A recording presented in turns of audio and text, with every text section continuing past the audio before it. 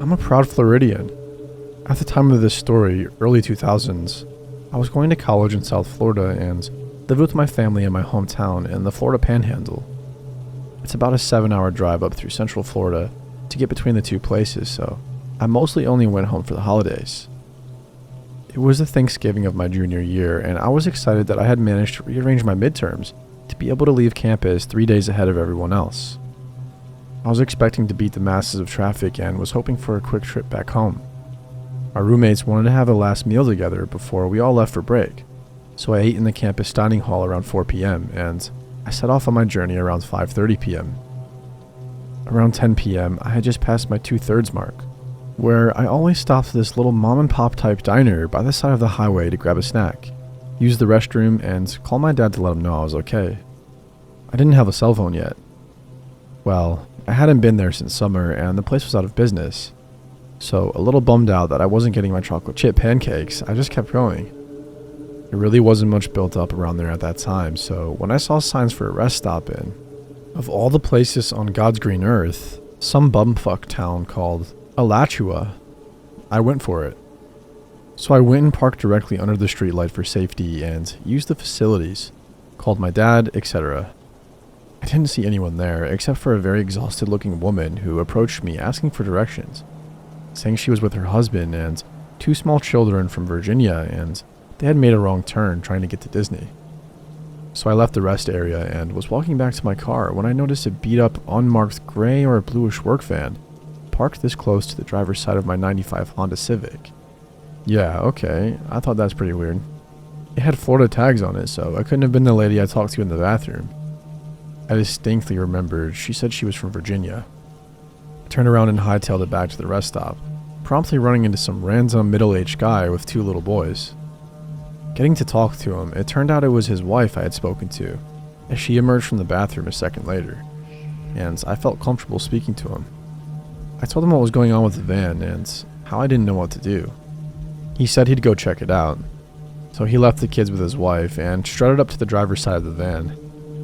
He stood there for a moment before speaking. His voice awkwardly quivered, but we could hear him yell it from where we were standing some 100 feet away. "Excuse me, gentlemen. We already called the police, so I'm going to have to politely suggest that you get out of here." Then he ran back to us, grabbed his wife and kids, pointed to me with a swift "you" and said, "Come on, let's all get in the car now." And we ran together. So here I was, confusedly sitting in the back of the stranger's SUV, while he went and used the payphone to presumably call the police. Meanwhile, the van peeled out of there. Like, I have never seen someone get the heck out of there quite like they got the heck out of there. They ran up on the curb on their way out. They burned rubber. It was almost comical. The cops got there and I found out what happened. The man went to go check out the van and he could see in it pretty well because I had parked under the streetlight. The first thing he noticed was that all the seats except for the driver's seat had been removed. There was a guy sitting in the driver's seat and a guy sitting in the back. A tarp laid out in the back and a bunch of other random items back there that he couldn't immediately identify. Neither of the guys was reading a newspaper or a map or anything. They were both apparently just sitting there. It still makes me sick thinking about it.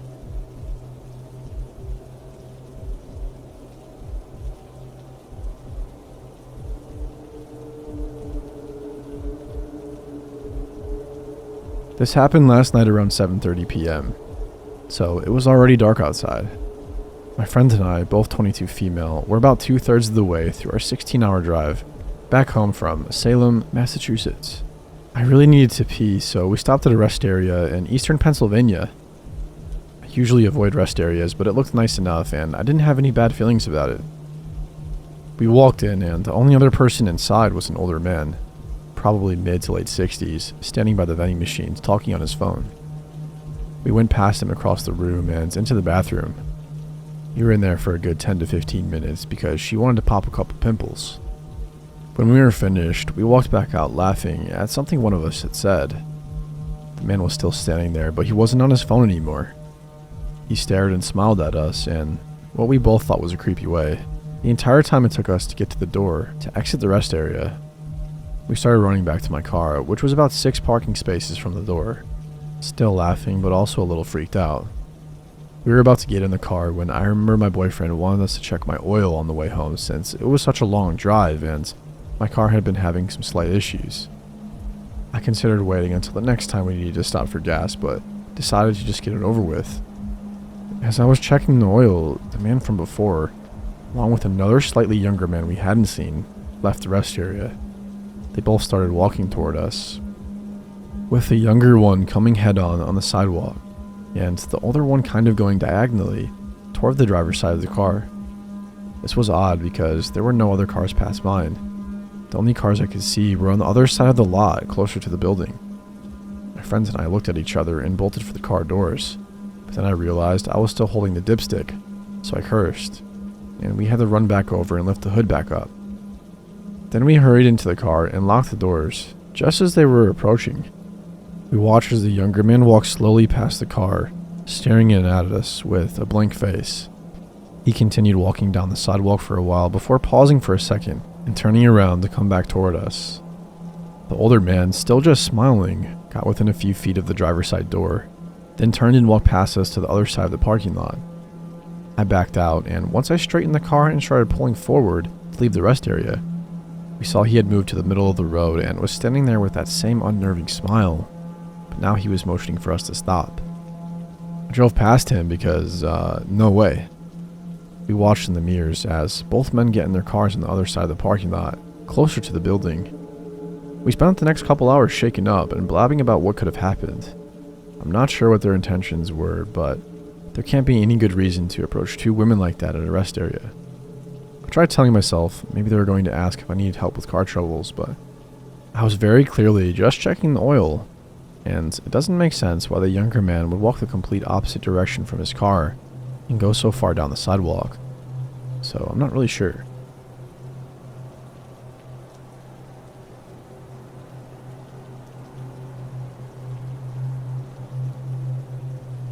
I was 18 years old and on my way home to California on summer break after my sophomore year of college.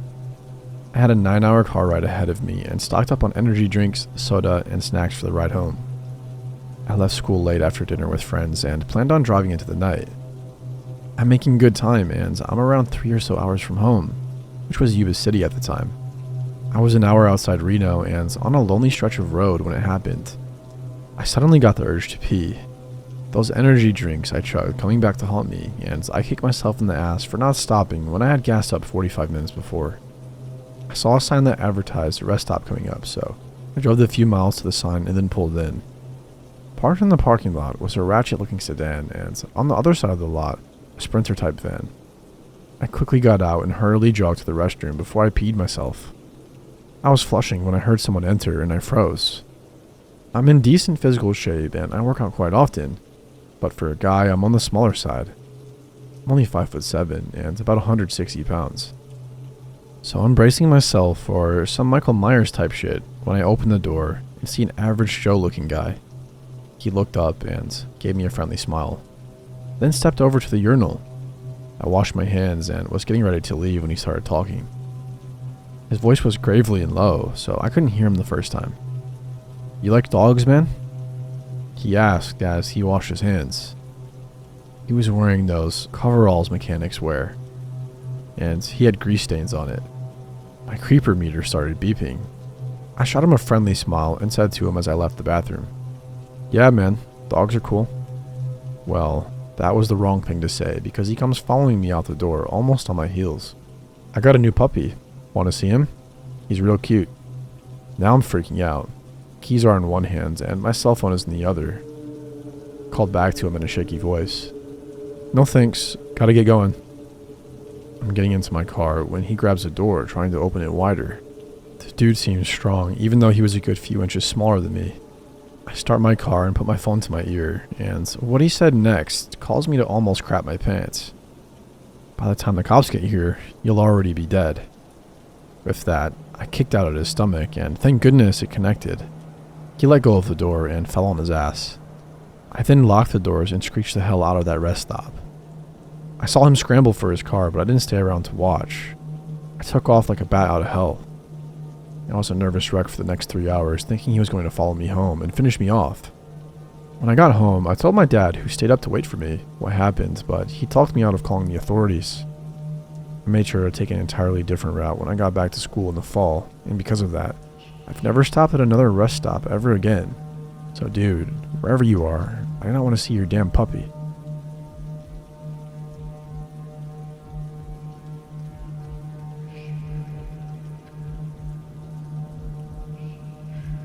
One or 2 months ago, my girlfriend and I went out to our favorite bar. The drive is a tad longer than an hour to our place from the bar, primarily on barren interstate after the first 15 minutes, save for a few rural exits and one rest stop a little over halfway home. My girlfriend was sober that night and was driving. I had a bit to drink and was feeling warm and tipsy. I asked my girlfriend to make a quick stop at the rest area so I could pee. Thanks, beer. This is a normal stop for us to make if one of us had been drinking, since the rest area has its own direct exit and entrance, so it's faster than taking an actual exit into a town for a gas station. The rest area has only one road in and one out, and is surrounded by trees to the point you can't see the facility from the freeway. It has wooded walking trails. By the time I hopped out of the car at the rest stop, it was sometime around 3 a.m.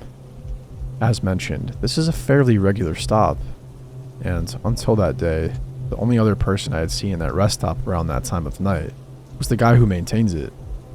I walk in. The vending area is empty and completely silent. I make my way over to the men's room and push it open to be immediately startled by this old man, maybe mid-60s or so, standing immediately to the left of the door inside the bathroom. He was wearing what I can only describe as an Inspector Gadget coat and slacks. I noticed he had a cell phone in his hand when I opened the door, but it was hanging down at his side and the screen was not lit up.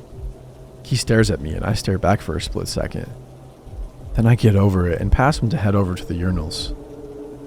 I take the one closest to the sinks when I notice he made no indication he was going to walk out, because there is basically a wall of mirrors stretched out far enough that I can watch him in the mirror while I'm at the urinal. I unzip and keep my eyes on the mirror, but make sure not to turn my head at all. By the time I look in the mirror, his phone is up in his hand and on as if he were texting, but he seems to be staring at me rather than the phone. Either way, he definitely was not looking at his phone. A very long 60 seconds pass and I absolutely cannot piss, with this silent guy staring at my back from the door. Then in the mirror, I notice him take a small, slow step forward. I tell myself I'm just tipsy and imagining it, to just get on with my piss and get the hell out. And I zip up my pants while I speed walk over to the back handicap stall and lock the door. I went to the back where my feet were invisible and texted my girlfriend about the creepy guy inside with me. I sit and wait to hear the door open, signaling him leaving, but it still doesn't. After possibly the longest 8 minutes of my life, I hear the door open and close. I wait another 2 minutes and finally pee in the stall. I crack the stall door first. Luckily the bathroom isn't huge and I had almost complete visibility of the room from the stall I picked. I had no signs of anyone else, so I walked out, washed my hands, and beelined it back to the parking lot. I finally make it back to the car and ask my girlfriend what car the old guy got into. She turns to me wide-eyed and says, "He didn't get into one. He just walked across the parking lot and went into the tree line." With the rest stop being the only thing on the very short on-off ramps and the other closest civilization being 5 miles by interstate, I don't know what that guy was doing or where he was going. Later I realized that although the rest area main room is small, there is a second entrance exit on the side that goes to a patio backing up to the woods. I forget about it because I never use it, but if that guy had somehow managed to get a jump on me, he easily could have pulled me out of that door and my girlfriend wouldn't have seen it.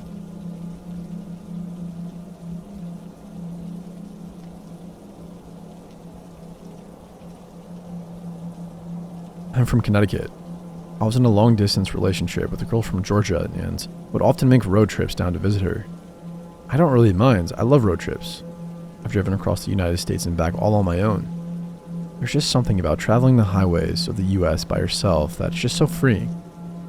To save money, I would sleep in my car. It's not so bad. It's basically camping in a metal tent. Makes you feel like you're really roughing it. I just recline the seat back, keep the key in the ignition just in case, and doze off. No, I don't put anything up to block the windows for privacy. Maybe I should have. The trip down south is a comfortable 2-way drive. My stop would usually be somewhere along the Virginia-North Carolina border, So, for my previous trip, that's exactly where I stopped that night. Rest stops were often less trafficked and thus quieter than truck stops. Normally, I would have stopped at Love's, but I was so tired that I settled for the first rest stop I saw. It was oddly vacant that night, with only a couple lone cars sitting forlorn under the amber street lamps. Most likely travelers with the same idea as myself. I pulled into a parking spot away from the others, under the shadow of a tree and far from the street lamps. I figured I would have more privacy there as opposed to being bathed in light. So I did my usual thing, locked my doors, opened the windows just a hair for ventilation, kept my key in, reclined my seat and went to sleep. I was never interrupted on any of these car camping nights, so I never suspected anything on this one. Then a sharp tap woke me up. At first, I thought I had heard it in my dream. I opened my eyes a bit confused, since I was leaned back. I was facing the ceiling and couldn't see anything. I hear another tap, like a tiny object hitting a hard surface. It came in an irregular rhythm. Was it raining? Was water dripping onto my windshield? I'm under a tree. Maybe something fell from the branches. Maybe a squirrel or a bird dropped something. What if a squirrel was climbing around my car, or what if it wasn't an animal? The thought occurred to me that it might very well be a person poking around outside. What do they want? Were the doors locked? Yes. The keys were in the ignition. I can leave in an instant. Still, I lay there completely still, pretending to be asleep. Pretending I hadn't heard anything. Hoping whoever it was, they would leave me alone. It was better to not find out. I was too afraid to find out. It was better to stay here in blissful ignorance. Still, the tapping continued. I had to do something. There was no way I was just going to stay there. I had to look. My heart was pounding. In that moment, it was definitely loud. Whoever was out there could probably hear it. I decided I was going to look. I was going to raise my head up and see what was making the noise, so that's what I did. What my eyes met sent a jolt through my entire body. Every muscle fiber locked up in pure shock at what I saw. The faint glow of the street lamps cast just enough light for me to make out what I was looking at. There on the windshield, staring directly at me, was a face. Someone I presumed to be a woman was lying on my hood, her face pressed right up against my windshield. Her face was completely still, locked in a permanent grin. I froze in overwhelming terror. The eyes I stared into appeared to have rolled back, showing only the whites. The nose was turned up, pressed painfully into the glass. The lips stretched wide, revealing horrid rotten teeth. Even in the darkness, I could tell her skin was sickly pale, contrasting her long, filthy black hair. Whoever this was, she was clearly not in her right mind. I don't know how long I sat there, too afraid to move. Finally, I got a grip on myself and shot my hand to the ignition. It turned over, making, in that instant, the most beautiful sound I ever heard. For a split second, I was afraid I might be caught in a horror movie scenario. The one where the car won't crank as the killer approaches. I reversed as fast as I could, trying not to give this creeper time to try anything. In my panic, I remember activating the windshield wipers in a futile attempt to get her off. I thought, was I about to drive out of here? With some wacko holding onto my hood? Thankfully, I didn't have to worry about that, because as soon as I stopped, the woman leapt off, landing on all fours. Seeing my opportunity, I shifted into drive and gunned it, right as I saw her reaching for the driver's side door. With my foot on the gas, I sped out of the parking lot. Behind me, I heard her let out a piercing shriek, like that of an animal. I looked in my rearview mirror, and for a split second, I thought I saw her chasing me, running on all fours, her black hair swinging wildly around her. I couldn't get a good look as I rounded a curve in the road leading out of the rest stop and merged with the highway. There I picked up speed and drove through the night. I did not dare to stop until I saw the morning light.